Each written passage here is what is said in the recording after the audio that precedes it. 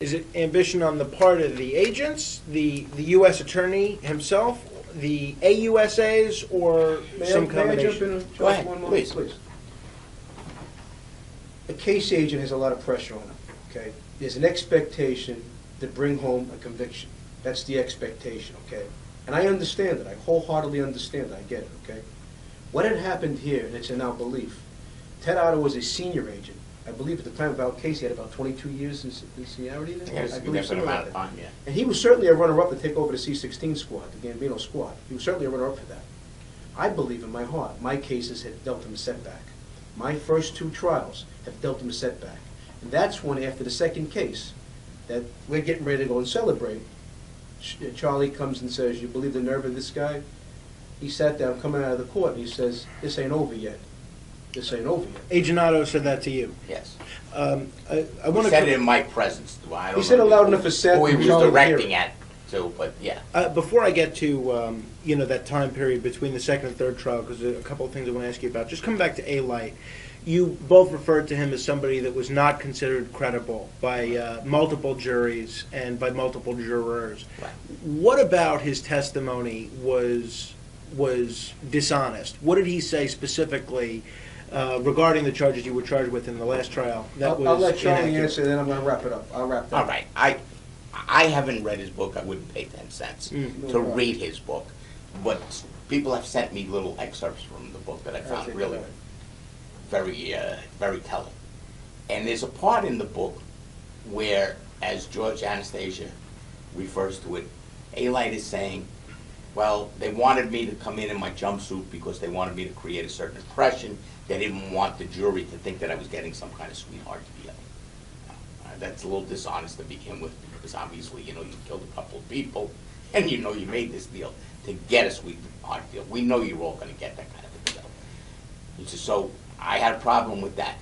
Then during the briefings and the trial preps, there were many times when we had loud arguments between myself, the prosecutors, and the agents, because I felt pressure that they were trying to pressure me to tailor my testimony to conform with a certain version of the facts that they had Says from, A-Light. from people, right, Says from A-Light. people who had cooperated earlier or whatever. And then he makes a very telling comment, and he says that as a result of that, I feel the truth got lost in the telling. Well, this is the guy doing the telling. So if he's telling you that as a result of pressure or whatever he felt that he didn't tell the truth, that's pretty good for me. That's probably the only honest thing that he said in his book. And what do you want to add? That being said, what the government didn't expect us to do was to go into WITSEC, which we had done. And I've digested all the 302s and the police reports and so on, Peter Sicaro, Kevin McMahon, a new cooperative, Affinity. I went through all their reports. And in their reports, every single one of them were at odds with A-Light.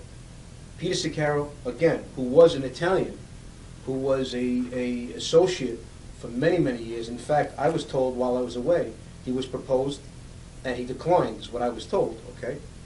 And it's in his reports as well. That was far more in the know than an A-Light would be in the know. Disputed A-Light on several murders. Now, a murder is significant. If you want to embellish, you want to lie about someone on a burglary or robbery or something where a guy's going to get hit with 10 years, all right, well, maybe you could look at it and say, well, the end justifies the means.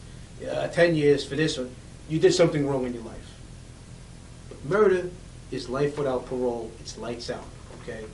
And Peter Sicaro, as well as several others, if you look in my book, you see I put their 302s. I mirror them side by side.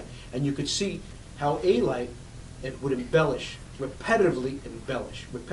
And so much it got to a point, Frank, that some of the jurors would even turn their chair as he was testifying. Now look, quick example. This is John A-Light's 302s. Pretty significant, huh? Certainly. And remember, the government, well, A-Light's book, they said I was a rat. They had 4 or 5 pieces of paper, which we're going to get to. I hope we're going to get to that, Sure. okay? This is what a rat looks like, okay? That's what a rat looks like, okay? Hundreds of pages. Over 220 people. Statements and testimony against right here. But he was so bad as a witness in my trial, so poor as a witness, that they wouldn't call him again after my trial. They never called him again, not even against John Burke. A-Light pled guilty, we believe he did, to the same charge that John Burke was being charged with. He said he ordered it. He said he orchestrated it. John Burke was facing the death penalty for that case. The government didn't call A-Light? Well, you were the boss, according to you. You were the boss, right? You were calling the shots. You were the shot caller. And the government wouldn't even call him. They never called him again.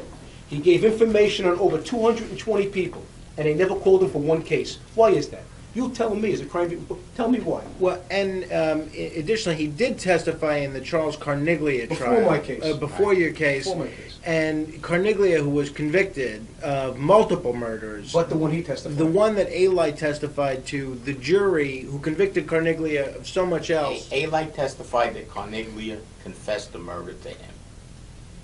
The evidence against Carniglia in his trial was overwhelming on any number of counts. The only count he was acquitted of was the count where A-Light said he confessed to him. So in Carniglia's case, the jury doesn't believe A-Light. Right. In John Gotti's case, the jury doesn't believe A-Light. And then in John Burke's trial, the government doesn't even call A-Light Right. as a witness. That's correct. They never called him again, Frank. And if I may, Charlie, that blows my mind because, look, you could take, for example, measure it up. Sal Vitale, these are his 302s, all right? About the same size as A-Light's. Now, Sal Vitale was a significant witness, and they used him often. I've seen him in multiple trials. Well, they used him often. This is his 302s right here. These are Sal Vitale's right here, the rubber band of Sal Vitale's. They used him in many trials, and they were very successful with Sal Vitale. Very successful, okay? Credible witness, I believe. At least that's the way it came off. How do you not? Look, you never call the guy again. He was never to be heard from again. And they got him out of jail as fast as they can and relocated him right back to the old neighborhood again and never called the boy again.